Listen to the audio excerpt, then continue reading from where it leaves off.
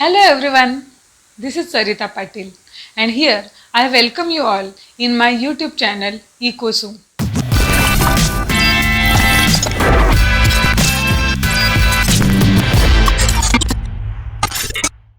Here we are going to learn different concepts, definitions, theories, diagrams and current affairs in economics which is going to help you in your various competitive exams.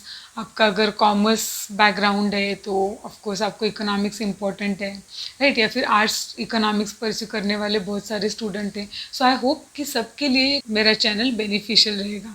So in this first video we are going to study about what is the economics.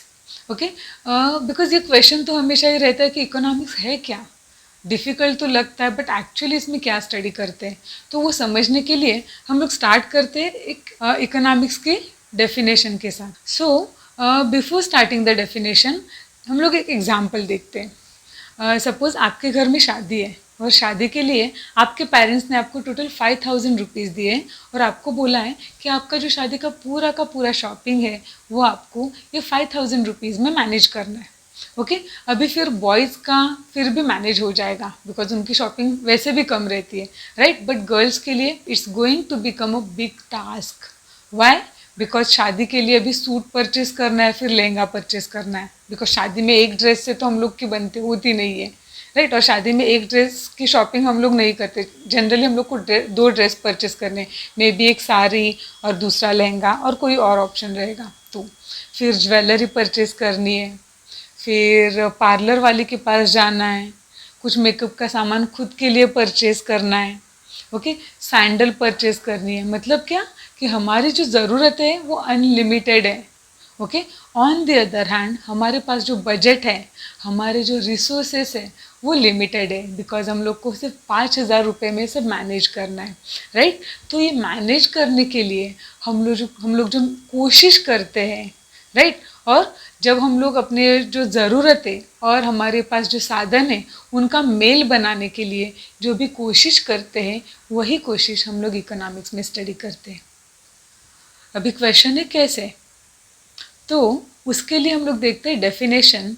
The definition of economics which is given by Lord Robins in 1932 in his publication the nature and significance of economic science.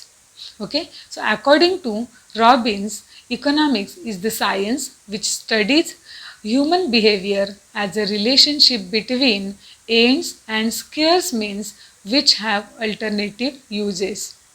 इस definition में हमें 3 चीज़ें ध्यान में रखनी है. उसमें से फर्स्ट है एंड्स. एंड्स का मतलब द एंड नहीं, इसका मतलब है हमारी ज़रूरतें, और हमारी जो ज़रूरतें हैं वो अनलिमिटेड है. जैसे कि शादी की आपकी जो शॉपिंग करनी है वो कैसे अनलिमिटेड है, कितनी भी शॉपिंग करो हम लोग का मन भरता ही नहीं है, राइट? तो ज़रूरतें कैसी है? अनलिमिटेड. सेकंड मीन्स का मतलब है ये ज़रूरतें पूरी करने के साधन, यानी कि हमारा बजट जो कैसा है? लिमिटेड है. ओके, तो जैसे कि आपके पास 5000 रुपीज़ है.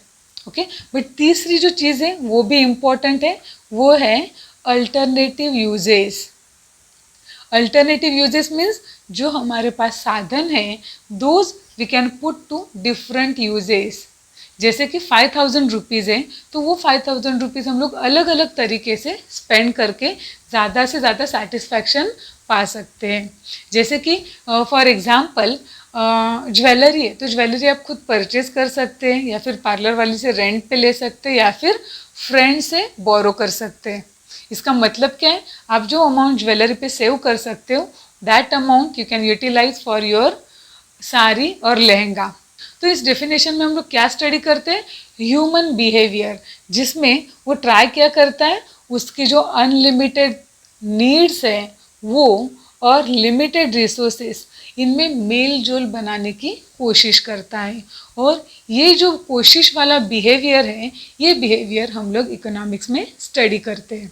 Okay, so I hope you all understood this definition. Okay, if you have any doubt you can ask in the comment section.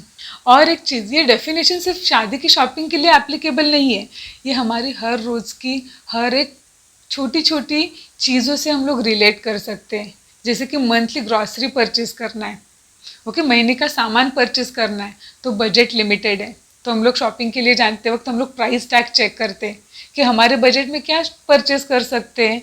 जैसे कि सोप लेना है तो लाइफ बॉय लेना है या लक्स लेना है या फिर पियर्स लेना है या फिर फियामा डिविल्स लेना है, ओके। तो हम लोग के पास क्या रहता है, हमेशा चॉइस रहती है। हम लोग हमेशा ट्राई करते हैं कि हमारा जो लिमिटेड बजट है उसमें हमारी ज़रूरतें कैसे पूरी हो।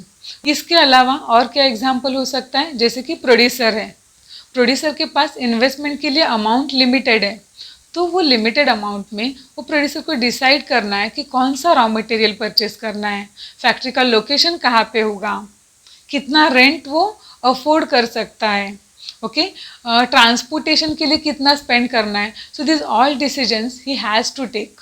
तो ये भी ह्यूमन बिहेवियर है।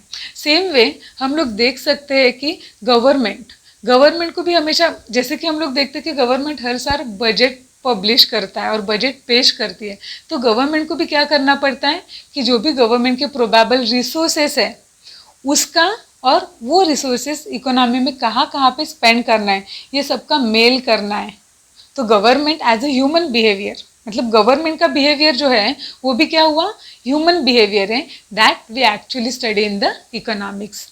I hope you like my video. If you like it, please subscribe my channel and like my videos. Thank you everyone.